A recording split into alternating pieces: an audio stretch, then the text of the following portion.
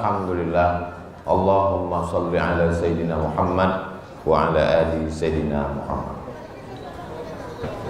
Salat subuh kita ini diimami tadi oleh guru kita Al-Mukarram Ustadz Haji Haruna Hashim. Mudah-mudahan beliau panjang umur, sehat badan. Dan anak-anak kita juga bisa nanti memimpin salat subuh, mengikuti sunnah Nabi, membaca surat Alif Lam Mim Tanzil Sajadah, insyaallah. Amin. Kepada para alim ulama, ketua bertasawuf, seluruh pengurus Masjid Darul Muta'allim, apa nama daerahnya? Bengkong. Sungai Panas. Patutlah panas pagi ini. Mudah-mudahan semua yang hadir ini mendapatkan pahala haji dan umroh. Man sholat subha fi jama'atin, siapa yang sholat subuh berjamaah, summa qa'ada yadhkurullah, habis sholat subuh dia tidak keluar masjid, dia duduk berzikir. Nah, ini sekarang ini sedang duduk berzikir nih, karena majelis ilmu juga majelis zikir. Summa hatta tatlu asyamsu, sampai terbit matahari. Summa yusolli rak'ataini, kemudian dia sholat sunat 2 rakaat. Jadi kita ngajinya ini sampai jam 6 lewat 10. Jam 6 lewat 10 nanti kita sholat sunat 2 rakaat. Usolli sunnatal isyraq. Bukan sholat syuruk Pak Ustadz, nama waktunya syuruq, nama sholatnya isyraq. Duduk dek, sebelum ibu tuh mengamuk di belakang. Dilempar orang tuh, kau tak kena, aku kena. Usolli sunnatal isyraq raka'ataini lillahi ta'ala. Syaratnya 3. Salat subuh berjamaah, duduk berzikir mengingat Allah sampai terbit matahari, salat sunat 2 rakaat. Kanat lahu ka'ajri hajjatin wa umrah, dapat pahala macam haji dan umrah. Berat agama Islam itu Pak Ustadz. Mau haji ke Makkah 70 juta, store 2025, berangkat 2055, 35, 45, 55, 30 tahun nunggu.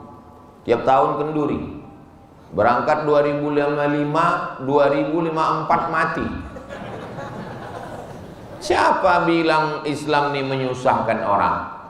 Memang dari pintu kanan payah, bisa dari pintu kiri. Dari pintu kiri payah, saya masuk Masjid Darul Muta'allim nih, tidak dari pintu kiri, tidak dari pintu kanan, dari pintu depan. Jadi kalau tidak bisa pergi ke Makkah karena keterbatasan lain sebagainya, sholat subuh berjamaah, duduk berzikir mengingat Allah sampai terbit matahari, sholat sunat isyraq 2 rakaat, dapat pahala macam haji dan umrah. Hadisnya sahih tidak Pak Ustaz? Hadisnya ada dalam Sunan At-Tirmidzi. Kata Imam Tirmidzi, hadisun hasan. Hadis hasan, tidak ada ikhtilaf antar ulama, boleh mengamalkan hadis hasan. Mudah-mudahan kita bisa mengamalkan hadis ini insyaallah. Maka nanti jam 6 lewat 10 selesai pengajian, Bapak Ibu semuanya sholat sunat isyraq. Pas Bapak Ibu sholat sunat itulah saya pulang, biar mudah saya lewat. Jadilah yang pertama, kedua, ketiga, keempat, jangan jadi yang kelima, karena nanti kau akan binasa. Jadilah yang pertama, kedua, ketiga, keempat, jangan jadi yang kelima, karena kau nanti binasa. Itulah yang akan kita kaji subuh ini. Apa saja yang pertama, kedua, ketiga, keempat itu. Ini kalau tak dijelaskan nanti orang bingung memahaminya ini. Apa kata Ustaz Somad tadi? Jadilah kau yang pertama, kedua, ketiga, keempat, jangan jadi kelima kau binasa. Pas pula dia anak yang kelima. Binasa laku kata dia. Makanya kalau ngaji itu dengar baik-baik, fokus. Kalau mau dengar, dengar. Kalau mau tidur, tidur. Jangan pengajian tidur-tidur ayam. Aku tadi waktu Ustaz tuh pengajian macam-macam ku dengar, macam tidak. Nah, itulah yang banyak kacau itu. Ustaz, apa hukumnya suami saya ini sholat Nabi Daud? Sehari sholat, sehari tidak. Mana ada sholat Nabi Daud? Sholat Nabi Daud itu malam tahajud. Yang ada itu puasa Nabi Daud. Kenapa muncul sholat Nabi Daud? Gara-gara mengaji sambil tidur. Kalau mau ngaji, ngaji. Kalau mau tidur, tidur. Jadi kalau ada yang mau tidur, tidurlah. Nanti kami bangun nih jam 6:10. Jam 6:10 sore nanti kami bangunkan. Yang pertama, kun aliman. Ini puncaknya. Kalau memang kau mau jadi kun aliman, jadilah orang yang alim, berilmu. Apa beda alim sama ulama? Kalau satu alim, kalau dua alimani, kalau tiga ulama. Makanya orang Indonesia ini suka mubazir. Yang kami hormati para alim ulama. Kalau sudah alim ulama lah itu. Kalau satu masjid, kalau dua masjidani, kalau tiga masajid. Makanya kalau ada orang menghafal bahasa Arab 3, itu dia hafal 6. Karena bahasa Arab itu lain bentuk tunggal, lain bentuk jamak. Kalau buku satu, kitab. Kalau banyak, kutub. Kalau pintu satu, bab. Kalau banyak, abwab. Beda sama bahasa Indonesia. Kalau satu, buku. Kalau banyak, buku-buku. Kalau ustadz, satu, ustadz. Kalau banyak, asatiz. Nah, jadi menghafal kosakata. Kata Nabi yang pertama, kun aliman. Jadilah orang yang alim. Mudah-mudahan anak-anak kita menjadi alim. Alim dia. Datanglah mahasiswa menjumpai saya. Assalamualaikum Ustaz Somad. Waalaikumsalam. Saya ini sedang menulis tesis S2. Di mana? Di UIN. Ya, boleh saya konsultasi? Boleh, saya bilang. Konsultasinya di mana? Kata dia. Saya tanya, kamu laki-laki apa perempuan? Perempuan pula. Ini kalau saya bawa konsultasi ke kafe, ini bisa jadi walid saya nanti.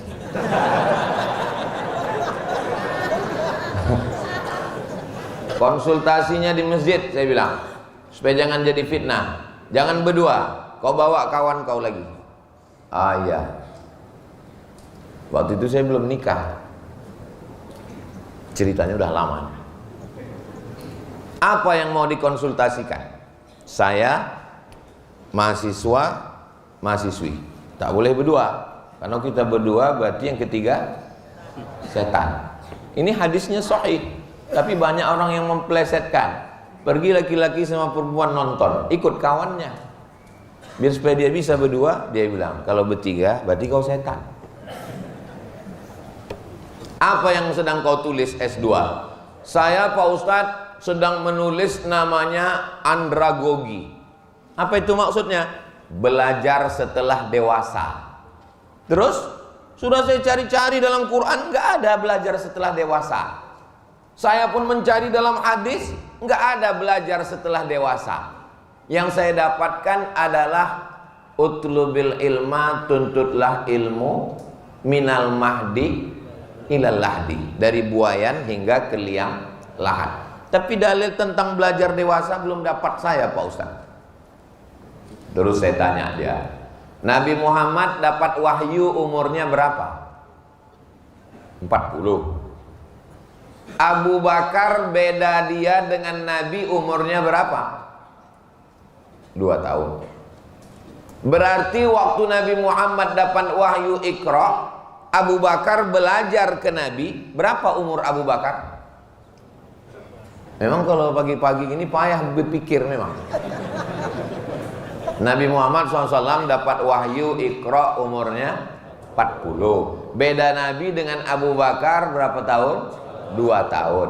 Kalau Nabi dapat wahyu umur 40, Abu Bakar belajar Islam, berapa umur Abu Bakar? 38. 38 kan? 38 itu anak-anak atau orang tua? Saya 28. 38. 38 itu usia dewasa. Oh, kata dia. Oh, kata dia. Saya pun oh juga. Oh, kok bisa kau S2? Jadi mengambil dalil itu bukan mesti tekstual. Kalau dalil itu tekstual tertulis, itu anak TK pun bisa. Jadi orang yang alim adalah membaca Al-Quran, membaca hadis, membaca sejarah, mengambil kesimpulan. Nabi Muhammad dapat wahyu umur berapa? 40. Beda Nabi dengan Khadijah umurnya berapa? 15 tahun. Jadi waktu Nabi dapat wahyu umur 40, perempuan yang pertama belajar masuk Islam adalah Sayyidatuna Khadijah. Pertanyaannya, berapakah umur Khadijah belajar Islam? 55. Apakah 55 itu anak-anak atau dewasa? Dewasa. Apa kata dia? Oh, kata dia. Jadi akhirnya pertemuan kami waktu itu isinya oh, udah pulang dia. Berilmu. Itulah pentingnya Allah kasih kita akal. Akal inilah yang dipakai untuk membaca Al-Quran, membaca hadis, memahami. Afala ta'qilun. Ini banyak orang sekarang tak bisa, tak ada akal. Dulu waktu Tuhan membagi-bagi akal, dia nggak datang. Maka betul kata orang Minang, kurang akal, minum ayaka. Bapak Ibu yang dimuliakan Allah Subhanahu wa taala. Membedakan kita dengan binatang itu, ambil ayam, belah kepala ayam, ada putih-putih, apa namanya? Otak. Ambil kambing, belah kepala kambing, ada putih-putih, apa namanya? Otak. Belah kepala orang, ada juga. Jadi kalau gitu, kambing, ayam, manusia sama-sama punya otak. Tapi apakah ayam berpikir? Tidak. Apakah kambing berpikir? Tidak. Maka kalau ada manusia punya otak tapi tak berpikir, berarti tak ada. Aku bilang begitu. Jamaah yang mengambil kesimpulan. Nah, yang membedakan kita dengan binatang itu adalah akal, bukan otak. Karena semua makhluk punya otak. Nyamuk Pak Ustadz, nyamuk tak punya otak. Nyamuk itu yang paling hebat otaknya. Cuman kita tak bisa menengok otak nyamuk. Tangkaplah nyamuk itu, tengok otaknya pakai mikroskop. Jadi Allah kasih kita akal. Pembagian akal ini sama macam jari ini. Ada yang tinggi, ada yang sedang, ada yang rendah. Pembagian rezeki pun begitu juga. Ada yang kaya, ada yang sedang, ada yang susah. Pembagian muka pun begitu juga. Ada yang ganteng, ada yang sedang, ada yang jauh dari ganteng. Beginilah Allah membagi. Wa rafa'na fawqakum fawqa ba'din darajat. Memang sengaja dibuat Allah begini. Supaya apa? Supaya kita bisa bekerja sama. Coba kalau diciptakan Allah semua jari ini sama panjangnya. Macam mana kita mau bekerja sama? Makanya kita ini pun begitu. Ada yang tinggi, ada yang rendah, ada yang sedang. Tapi siapakah yang masuk surga duluan? Bukan yang tinggi, bukan yang pendek, bukan yang sedang. Yang masuk surga adalah yang paling takut kepada Allah Subhanahu wa ta'ala. Mudah-mudahan kita ini semua orang yang takut kepada Allah. Misalnya terkunci di dalam ruangan. Rumahnya ini canggih, kaya. Mudah-mudahan anak kita semuanya jadi orang kaya. Dulu pertama orang pintu kunci rumahnya pakai kayu. Lama-lama canggih pakai besi. Lama-lama pakai kartu. Lama-lama pakai kode password 1472. Kode kau berapa? 1977. Itu apa maknanya? Tahun lahir aku. Canggih lagi sekarang, tidak lagi pakai itu, pakai muka. Asal muka, terbuka pintu. Rupanya bisa juga dipalsukan. Kenapa? Operasi plastik. Orang yang operasi plastik sama semua bentuk mukanya. Akhirnya muncul yang baru, pakai apa? Pakai kornea mata. Nah, dibuka gini, terbuka pintu. Muncul lagi yang paling canggih, pakai mulut. Buka pintu, terbuka. Sampai akhirnya suatu hari pintu tak terbuka. Kenapa? Dia habis sakit gigi, dicabut giginya. Tak terbuka. Nah, akhirnya terkunci dari dalam ruangan. Masuk waktu sholat. Allahu Akbar, Allahu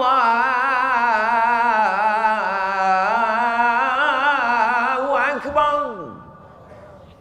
Ini juara azan dulu waktu SD. Masuk waktu sholat jam 12.30. Pintu tak juga terbuka. 1.30 tak terbuka, 2.30 tak terbuka, 3.30 tak terbuka. Masuk waktu asar. Pertanyaannya, bagaimana sholat zuhurnya? Menurut mazhab Hanafi, dia tidak wajib sholat zuhur. Kenapa tak wajib? Karena di dalam ruangan itu tak ada air dan tak ada debu. Mau berwuduk tak bisa, mau tayamum pun tak bisa. Cari-cari debu tak ada. Sini tak ada debu, sini tak ada debu. Untung muka kawan tuh berdebu. Menurut mazhab Hanafi dia tak wajib sholat. Kenapa tak wajib sholat? Karena dua alat bersuci tak ada. Air tak ada, debu tak ada. Menurut mazhab Hambali, dia tetap wajib sholat tanpa wudhu dan tanpa tayamum. Usolli fardhu zuhri arba'a raka'atin adaan lillahi ta'ala. Tak perlu disebutkan tanpa wudhu dan tayamum, tak perlu. Karena tak ada alat bersuci, kata mazhab Hambali. Kata mazhab Syafi'i, dia tetap sholat tanpa wudhu, tanpa tayamum. Tapi nanti kalau dia udah keluar dari kamar itu, tiba-tiba dibukakan pintu orang. Alhamdulillah keluar dia dari kamar itu. Berapa hari? Setelah 3 minggu. Keluar dari situ, dia ulang balik sholatnya. Sholat yang diulang itu namanya sholat i'adah. Sholat apa namanya? I'adah. Sekarang kita ulang balik. Menurut mazhab Hanafi tak wajib sholat. Kenapa tak wajib? Karena tak ada alat bersuci, tak ada air, tak ada wudhu. Menurut mazhab Hambali wajib sholat tanpa air dan tanpa tayamum. Menurut mazhab Syafi'i sholat tanpa wudhu, tanpa tayamum, tapi nanti setelah dapat air diulang balik. Pertanyaannya, Bapak yang ada di Sungai Panas ini ikut mazhab apa? Serius? Nanti tahu-tahu Hanafi. Kira-kira kalau kita ikut mazhab Hanafi boleh apa tak boleh? Boleh. Imam Hanafi Ahlus Sunnah wal Jamaah. Kalau kita ikut mazhab Hambali boleh apa tak boleh? Boleh. Ahlus Sunnah wal Jamaah. Tapi coba kalau kita berpikir, pas di akhirat ditanya Allah, kau kemarin waktu terkunci itu sholat apa tidak sholat? Aku tak sholat. Kenapa kau tak sholat? Karena tak ada alat berwudu. Kata Allah, kau masih punya hutang, maka kau terhutang. Berarti kita mati dalam keadaan bawa hutang. Hutang sholat. Kita pakai mazhab Hambali. Kau kemarin waktu terkunci itu sholat. Aku sholat ya Allah. Tapi sholat kau tak sah. Kenapa tak sah? Karena tidak berwudu dan tidak tayamum. maka kau pun juga punya utang. Lalu yang bermazhab Syafi'i ditanya, kau waktu terkunci kemarin sholat? Aku sholat, tapi sholat kau tak sah. Tapi udah kuulang balik setelah dapat air. Nampak? Apanya yang nampak? Kehalusan mazhab Syafi'i. Tak boleh kita membanding-bandingkan ulama, Pak Ustaz. Saya tidak membanding-bandingkan ulama. Saya cuma mau mengajak mengaji. Ini subuh ini kita ngaji. Kira-kira yang saya sampaikan ini paham apa tak paham? Paham. Iya Pak Ustaz, tapi judul yang Ustaz sampaikan ini nggak sesuai dengan tema. Tema kita kan silaturahim. Silaturahim. Udah bolak-balik itu aja isi silaturahim. Saya mau kita ngaji, paham kita substansinya. Itulah kenapa kita pakai mazhab Syafi'i, karena kehalusan pemikiran Imam Syafi'i. Ada ulama yang ahlur ra'i, ahli akal, orang rasionalis, namanya Imam Abu Hanifah, dikenal dengan Imam Hanafi, tempatnya di Kufah, Irak. Ada orang yang ahli hadis, baca hadis. Dia adalah Imam Malik bin Anas, tempatnya di Al-Madinah Al-Munawwarah. Datang Imam Syafi'i. Imam Syafi'i mengkombinasikan antara Abu Hanifah dengan ahli hadis. Jadi di kepala Imam Syafi'i itu ada Imam Hanafi, ada Imam Malik. Imam Hambali murid dia. Imam Hanafi jauh di atas dia, tak jumpa. Imam Hanafi meninggal tahun 150 di Kufah. Imam Syafi'i lahir tahun 150 di Gaza, Palestina. Mudah-mudahan Allah menolong saudara kita di Gaza. Jadi waktu Imam Hanafi lahir, Imam Hanafi meninggal, di tahun itulah Imam Syafi'i lahir. Makanya coba tengok tahun meninggal ulama, tengok lahir anak bapak. Waktu meninggal Buya Hamka tanggal 17 Februari tahun 1900 berapa itu ya? 79 apa 80? Coba tengok siapa yang lahir di Sungai Panas waktu itu. Bisa jadi dia yang menyambut tongkat estafet itu. Anak saya lahir Pak Ustadz pas koruptor meninggal.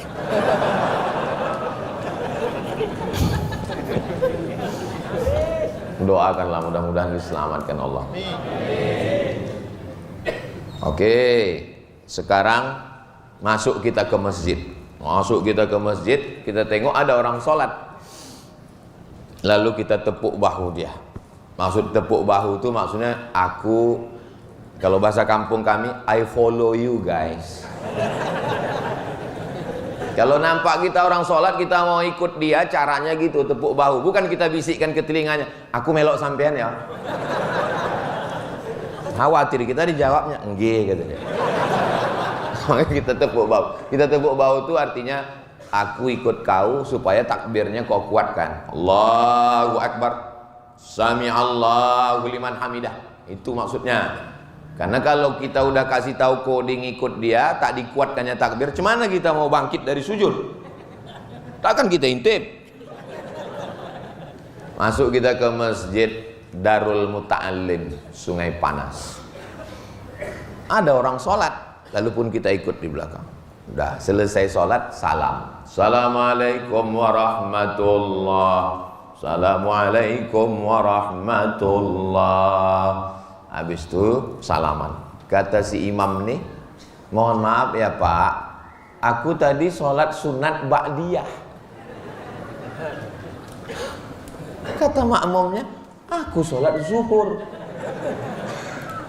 Kenapa kau tak bilang kau ba'diyah? Kata imam, kalah kau, kenapa kau ikut aku? Mestinya kau tulislah di belakang, ba'diyah bro. Muncul masalah. Menurut mazhab Maliki batal sholat. Kenapa? Karena imamnya sholat sunat, makmumnya sholat wajib. Imam Hanafi, gimana sholat orang ini? Kata Imam Hanafi sholatnya tidak sah. Karena imamnya sholat sunat, makmumnya sholat wajib. Sekarang saya tanya jamaah, kira-kira makmum ini sholatnya sah apa tidak sah? Berarti ini imam mazhab. Kalah Imam Hanafi. Imam Malik pun kalah. Imam Al-Batami namanya. Tidak ada ayat dalam Quran menjelaskan imam sholat sunat, makmum sholat wajib. Tak ada. Bukalah dari surat Al-Fatihah sampai ke An-Nas. Kalau dapat satu ayat menjelaskan imam sholat sunat, makmum sholat wajib dan sah, potong telinga saya ini sebelah. Ustadz apa itu? Ustadz Somad yang telinganya telinganya hilang sebelah di masjid kami gara-gara taruhan kemarin. Bukalah kitab Sahih Bukhari, Sahih Muslim, Sunan Abi Dawud, Sunan Tirmidzi, Sunan Nasai, Sunan Ibni Majah, Muwatta Malik, Sunan Darimi, Musnad Ahmad bin Ambal. Tidak ada hadis yang menjelaskan kalau imam sholat sunat, makmum sholat wajib, sholatnya sah. Tak ada. Itulah kenapa mazhab Maliki, mazhab Hanafi, sholat makmum batal karena imamnya sholat sunat, sedangkan makmumnya sholat wajib. Tapi kata Imam Syafi'i sah. Kok bisa? Ini jawabannya. Jangan kemana-mana, kita lanjutkan setelah yang satu. Masih serius?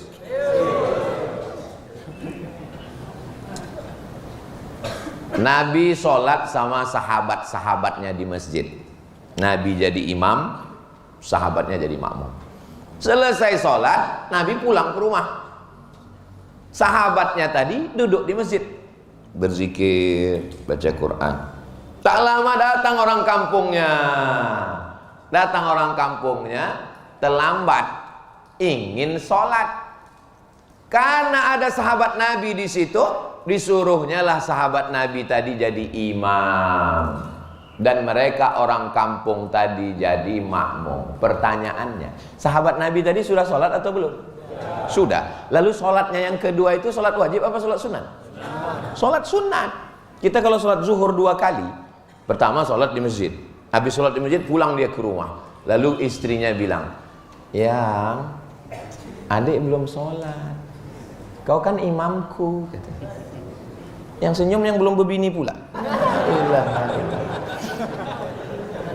Istri kalian minta supaya kalian jadi imamnya, padahal kalian sudah sholat tadi di masjid.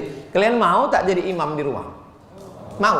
Waktu itu si suami itu sholat di masjid sudah selesai wajib. Sholat dia yang kedua. Sholat yang kedua itu namanya mencari fadilah, keutamaan. Sholatnya itu terhikum sholat sunat. Sedangkan istrinya sholatnya sholat wajib. Pertanyaannya, sahkah sholatnya? Itulah dalil mazhab Syafi'i. Jelas? Itu dalil yang pertama. Dalil yang kedua, waktu perang. Kita waktu perang itu ada namanya sholat khauf. Khauf artinya takut. Imam, makmum barisan pertama, makmum barisan kedua. Waktu imamnya sholat pertama, barisan pertama ikut sholat, barisan kedua memegang tombak dan panah menengok. Kalau ada musuh, tembak, panah, pancung, selesai salam, assalamualaikum warahmatullah, assalamualaikum warahmatullah. Barisan pertama mundur ke belakang, barisan kedua maju ke depan. Pertanyaannya, sholat imam ini sholat yang keberapa? Sholat yang kedua. Sholat makmum ini sholat yang keberapa? Sholat yang pertama. Sholat imam yang kedua ini wajib apa sunat? Sunat. Sholat si makmum ini yang pertama wajib apa sunat? Wajib. Sahkah sholat mereka? Sah. Itulah dalil mazhab Syafi'i. Nampak kecerdasan Imam Syafi'i? Ustadz nggak boleh gitu Pak Ustadz. Ustadz membanding-bandingkan imam. Saya bukan banding-bandingkan imam. Kita mau mengaji supaya, karena kajian kita yang pertama, kun aliman, jadilah orang yang alim, berilmu. Orang kalau berilmu dia tidak akan kelahi, karena dia tahu bahwa substansinya adalah kebenaran. Orang kalau berilmu dia tidak akan heboh dengan Apa guna jam nih? Guna jam nih apa?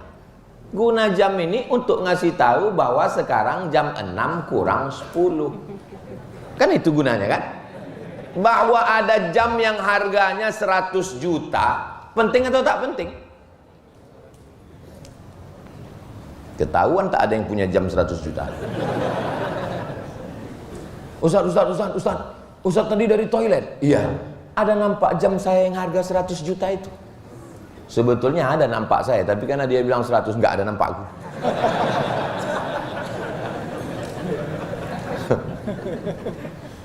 Mau pergi undangan pakai tas merek Paris Prancis. Oh, harga berapa? 500 juta. Kemana kondangan 500 juta? Oh, tak ditanya orang pun, ini 500 harganya. Ini 500. Tiba-tiba Donald Trump menaikkan harga. Ngambung, ada harga barang. Cina mengamuk, dibukakan Cina. Rupanya modalnya cuma 10 juta.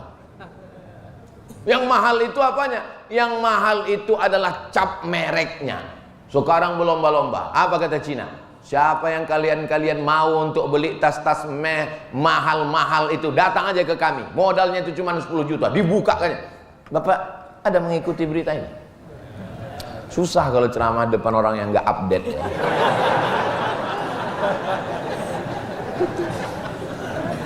Artis-artis, pejabat-pejabat, orang-orang kaya sekarang lesu semua. Aduh, rupanya tasku itu cuma 10 juta modalnya. Habislah. Itulah makanya berilmu. Orang kalau berilmu dia tak tertipu dengan itu. Apalah guna tas sampai semahal itu? Coba kalau dibangunkan masjid, berapa kau beli itu tas? 500 juta. Padahal modalnya cuma 10 juta. Padahal kalau kau mau, kau wakafkan ke masjid 490 juta. Cukup. Ini masjid ini. Nggak tahu ya berapa modalnya. Tapi cantik lah masjid ini. Masjid Muslim Pancasila. Itu tanda tangan Presiden Soeharto. Presiden Soekarno meninggal. Apa yang tinggal? Masjid terbesar di Asia Tenggara, Masjid Istiqlal, meninggal. Naik Presiden Soeharto, 32 tahun berkuasa, meninggal. Tapi setiap kabupaten kota ada tinggal Masjid Muslim Pancasila, yang kubahnya khas, tidak pakai kubah bulat. Kubah Masjid Demak Wali Songo. Harimau mati meninggalkan belang, gajah mati meninggalkan gading, presiden mati meninggalkan ijazah. Ijazah pembangunan masjid-masjid yang cantik-cantik dan indah. Itu artinya itu bahwa masjid ini masjid. Dibuatkan satu masjid di Taman Mini Indonesia Indah. Namanya Masjid At-Tin.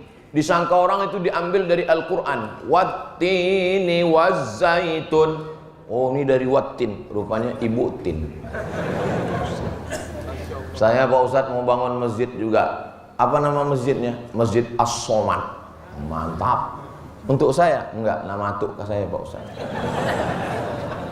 What is in a name? Apalah arti sebuah nama? Saudara yang dimuliakan Allah Subhanahu wa taala. Jadi, alim artinya berpikir, ngerti apa sebetulnya yang terkandung di balik hukum. Makanya ulama-ulama kita itu dulu waktu di pondok menenteng tafsir Jalalain. Dua Jalal, Jalaluddin Al-Mahalli meninggal tahun 864. Jalaluddin As-Suyuti meninggal tahun 911 Hijriah. Bangganya sampai di Kairo, Mesir. Bertamu saya ke rumah kawan saya. Di atas tempat tidurnya itu 1 meter panjangnya tafsir. Namanya Tafsir Al-Kabir, ditulis oleh Imam Fakhruddin Ar-Razi, meninggal tahun 606. Saya tanya, bang, ini apa ini? Ini tafsir semeter. Dulu waktu di pondok, satu bangganya bukan main. Di pondok dulu tetap kamus yang paling tebal namanya Al-Munjid fil Lughati wal A'lam. Orang bawa kamus tuh ke masjid untuk tidur. Tidur di atas kamus.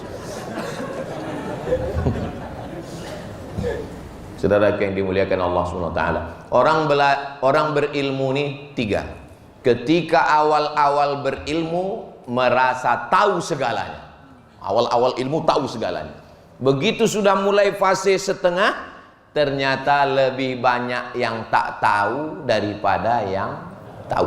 Sudah sampai kepada fase ujung, rupanya yang kita tahu hanya 0,1%, yang tak tahu seluas langit dan bumi. Jadi kalau nampak nanti ada orang yang diam aja, itu orang berilmu. Bisa dua kemungkinan, berilmu atau mengantuk. Kenapa Ustaz Somad itu bercakap aja? Ya dia masih level 1 itu. Masih merasa berilmu. Kalau kalau kita ini sudah berilmu betul, itu udah kita tak mau lagi bercakap. Macam saya inilah. Rupanya mengantuk. Kun aliman, jadilah orang yang berilmu. Iya Pak Ustaz, enak ngomong begitu, dapat beasiswa dari Pemda, diutus oleh raja. Seorang anak kecil namanya Muhammad. Siapa namanya? Muhammad. Lalu kemudian dia pergi dari kampungnya. Nama kampungnya Bukhara. Apa nama kampungnya? Bukhara. Karena dia dari Bukhara disebut dengan Bukhari. Orang Bukhara, Bukhari. Orang Makkah, Al-Makki. Orang Madinah, Al-Madani. Orang Mesir, Al-Misri. Orang Irak, Al-Iraqi. Orang Batam, Al-Batami. Kau nama kau siapa? Al-Batami. Kau dari Batam? Dari Bengkong Pak Ustaz. Tulislah Al-Bengkongi. Namanya Muhammad, nama ayahnya Ismail, nama atuknya Ibrahim, nama unyangnya Al-Mughirah, nama atuknya yang kelima Bardisbah. Muhammad bin Ismail bin Ibrahim bin Al-Mughirah bin Bardisbah.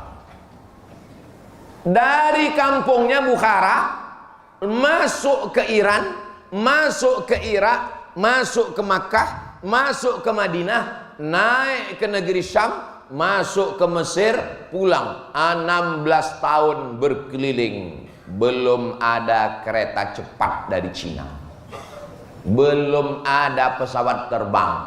Naik onta, naik kuda, naik keledai, berkeliling 16 tahun. Terkumpullah hadis 7.275 hadis. Itulah yang disebut dengan hadis Sahih Al-Bukhari. Iyalah Pak Ustaz, dia kan orang Arab. Dia bukan orang Arab, dia orang Persia. Sekarang makamnya di Hartang, kampung kecil dekat Samarkand. Naik pesawat dari Cengkareng, nanti turun di Tashkent, dari Tashkent naik kereta api ke Samarkand. Di Samarkand ada kampung kecil namanya Hartang. Disitulah meninggal Imam Al-Bukhari. Kenapa meninggalnya di kampung? Meninggal tahun 256 Hijrah. Pulang ke kampung, diundang sama Sultan. Imam Bukhari, tolong datang ke istana, mengajarkan hadis-hadis yang ada dalam kitabmu itu untuk mengajar anak saya.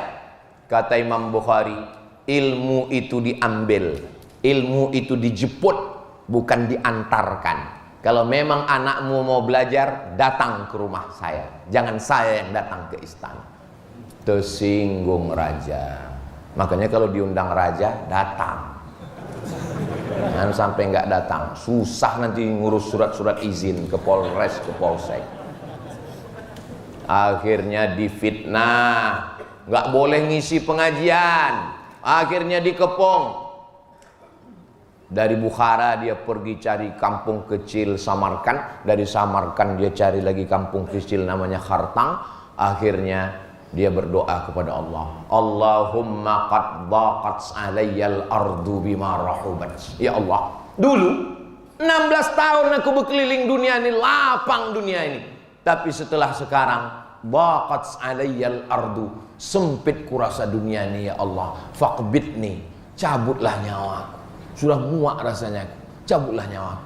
Meninggal Imam Al-Bukhari tahun 256, dikuburkan. Setelah meninggal barulah orang tahu, keluar harum semerbak dari makamnya itu, dan semua orang mengambil tanah kuburnya itu untuk berkah. Sampai khawatir kubur itu berlubang karena tanahnya diambil, akhirnya dipagar sekelilingnya. Sampai hari ini tak pernah kosong orang berziarah ke makam Imam Al-Bukhari. Panjang umur, sehat badan, nanti mudah-mudahan kita ada program umroh dan ziarah ke makam Imam Bukhari insyaallah.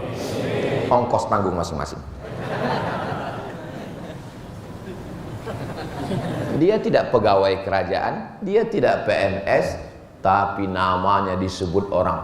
Cobalah di antara kita ini, pasti punya ada orang sekampung keluarga yang namanya Bukhari.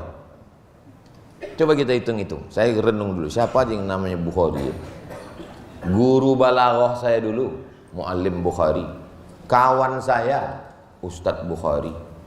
Pegawai Bank Riau Kepri, Pak Haji Bukhari. Jamaah banyak kali Bukhari. Bukhari. Padahal Bukhari bukan nama orang. Bukhari artinya orang Bukhara. Nama kau siapa? Bukhari. Kau dari Bukhara? Enggak Pak Ustaz, saya dari Tapanuli Selatan. Kenapa nama kau Bukhari? Ayahku mengasih nama aku Bukhari karena kemuliaan Imam Al-Bukhari. Banyak orang yang waktu hidupnya terhina, tapi karena dia alim berilmu, dimuliakan Allah setelah meninggal dunia. Tapi berapa banyak orang yang waktu hidupnya mulia? Fir'aun. Belum pernah saya ketemu orang, kenalkan Pak Ustadz, nama saya Fir'aun. 4 tahun saya di Mesir, belum pernah lagi ketemu orang mengaku keturunan Fir'aun. Nggak tahu lah Ustadz Haruna Hasim tak jumpa sama keturunan Fir'aun. Kalau digali tanah di Batam ini, digali pakai cangkol, tiba-tiba cangkol itu berbunyi. Pas ditarik, rupanya ada periuk isinya emas semua. Orang akan mengatakan ini harta karun. Padahal karun di Mesir. Kenapa pula bisa rice cookernya ke sini? Saking kan kayanya karun. Ada orang di Batam ini yang mau mengaku keturunan karun? Enggak ada. Begitulah Allah kalau mau memuliakan orang. Sudah meninggal baru tahu, baru nampak. Makanya jangan tengok waktu hidupnya. Hidupnya apa Pak Ustaz? Hidup ini menunggu mati. Inilah hidup. Hidup ini hanya menunggu mati. Yang namanya menunggu itu kan membosankan kan? Dikirimnya istri, dikirimnya anak. Bapak pulang nanti kasih tahu sama istrinya. Oh my wife, hidup ini hanyalah menunggu mati. Dan menunggu itu sesuatu yang membosankan. Lalu Allah mengirim engkau wahai bidadari surga. Saya Pak Ustadz mau ngomongkan itu nanti ke rumah. Terus cuman yang ada istri tetangga saya. Jangan kau bilang sama dia, almarhum kau langsung. Mudah-mudahan yang belum berjodoh dijumpakan Allah dengan jodoh yang baik-baik. Yang bilang amin yang belum nikah aja. Yang bilang amin tengok udah bercucu. Bapak Ibu yang dimuliakan Allah Subhanahu wa taala, maka berilmu. Iya Pak Ustadz, saya ingin anak saya ini jadi tentara yang berilmu. Siapa tentara yang berilmu? Dia tahu bahwa bintang 4-nya itu tidak bisa menolong dia di hadapan malaikat maut. Datang malaikat maut mencabut nyawa. Aku mau mencabut nyawamu, kata malaikat maut. Tunjukkan. Aku bintang 4, bintang 7 pun aku tak takut, kata malaikat. Dia sadar bahwa bintang 4-nya itu tidak bisa menolong dia di hadapan malaikat mungkar nakir. Marrabbuka. Bisa rupanya waktu ditanya malaikat, Marrabbuka, aku tentara, aku polisi, aku pejabat, aku ulama. Dia sadar. Maka setelah dia jadi panglima, dia pulang ke kampungnya, dibangunnya Islamic Center 2 lantai, markas Islami di kota yang paling jauh di dunia. Kota yang paling jauh di dunia namanya Ujung Pandang. Ujung Pandang. Sekarang nama kota itu sudah berubah menjadi Makassar. Ada orang Makassar sini? Agak kareba? Nggak ada. Kalau ada pasti bilangnya baji-baji. Saudara yang dimuliakan Allah Subhanahu wa taala. Jadi kalau kita berilmu, alim, mengerti, orang berilmu bukan orang yang IP-nya 4. Orang berilmu bukan yang IQ-nya 200. Orang berilmu adalah orang yang mengerti tentang hakikat hidup, bahwa hidup ini kawannya adalah mati. Muda itu kawannya adalah tua. Kaya itu kawannya adalah miskin. Ganteng itu kawannya adalah top. Tua, ompong, peon. Ustadz ini nggak menjaga perasaan orang tua. Ini di depan saya ini tidak ada orang tua. Ini semuanya ini anak-anak muda yang terjebak di tubuh yang tua. Siapa yang sholat subuh berjamaah, siapa yang datang pengajian, maka dia adalah anak muda. Takbir. Saya sudah ceramah jam 6:05. Tadi janji jam 6:10. Dari bunyi takbirnya itu kayaknya tahan 1 jam lagi. Sanggup 1 jam lagi? Aku tak sanggup. Saya biasanya takbir itu untuk mengusir hantu setan jembalang tanah yang udah mulai Ada kadang pas pengajian itu kita ajak takbir, Allahu Akbar. Allahu Akbar. Kalau gitu takbirnya maksudnya itu cepatlah Ustaz. Aku tengok muka Ustaz macam lontong sayur aja udah. Apalagi hidung Ustaz macam ketupek gulai paku. Tapi masjid Sungai Panas ini memang betul-betul panas suasana. Padahal kipas anginnya hidup. AC, pakai AC lagi. Udah pakai kipas, pakai AC lagi. Ini menunjukkan masyarakatnya ini kaya-kaya. Tapi kalau kita mati, AC tak dibawa mati. Ada orang Batam nih mati bawa AC? Mana ada? Makanya kalau mau kubur kita dingin, wakafkanlah AC ke Masjid Sungai Panas. Siapa yang sudah mewakafkan AC? Apa tulisannya itu? Dilarang menghidupkan AC.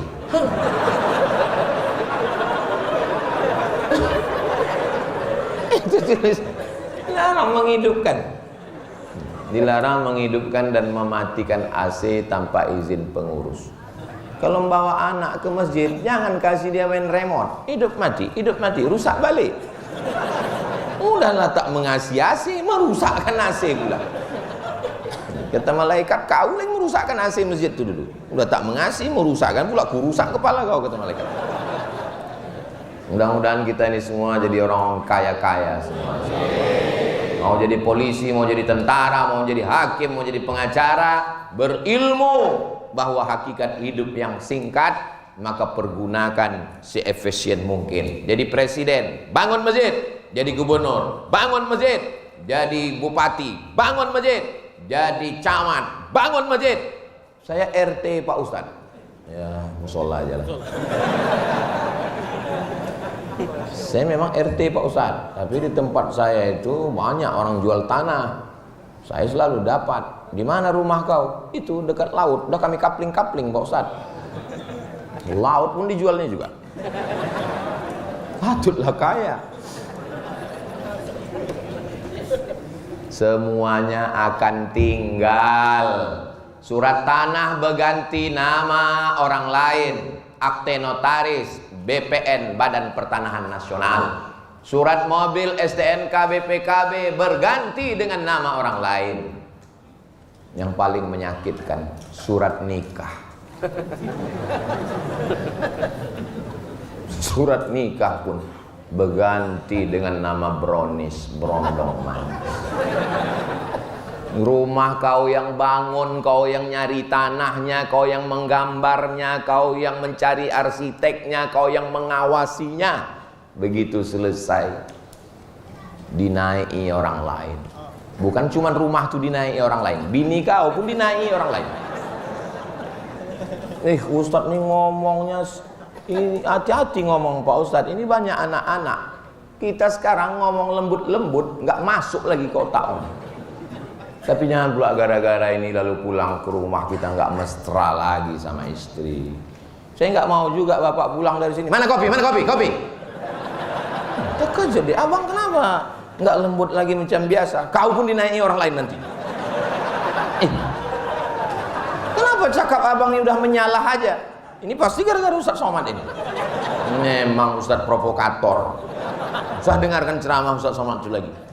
Padahal kalau mereka tidak memotong-motong video itu, didengarnya secara full, baru dia tahu maknanya. Makanya kalau nonton ceramah Ustadz Somad, tonton full di channel Ustadz Abdul Somad Official. Subscribe, like, share.